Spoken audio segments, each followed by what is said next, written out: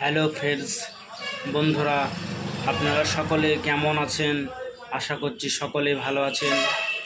আজ আপনাদের কাছে একটি খুবই গুরুত্বপূর্ণ বিষয় বা টপিক নিয়ে এবং ওষুধ নিয়েও আপনাদের সাথে একটি আলোচনা করব।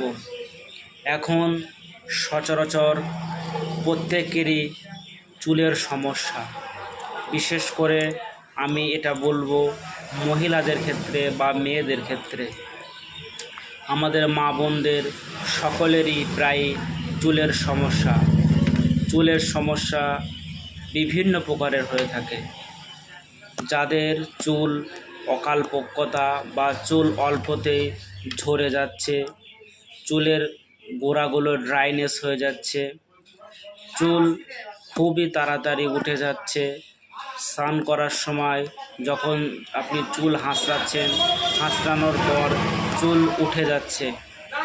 তাই মা বোনদের সকলকেই বলবো, আপনারা বেশি করে বারে বারে অল্প অল্প করে জল পান করবেন এবং আপনার লিভারকে সবসময় সুস্থ রাখবেন।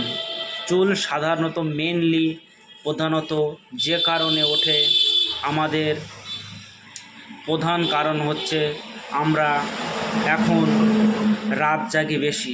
প্রতিটা মানুষই এখন বেশি রাত্রি জাগরণ করে এবং গুরুপাক রিচ খাবার খাই, আমরা রিচ ফুড বেশি খাচ্ছি।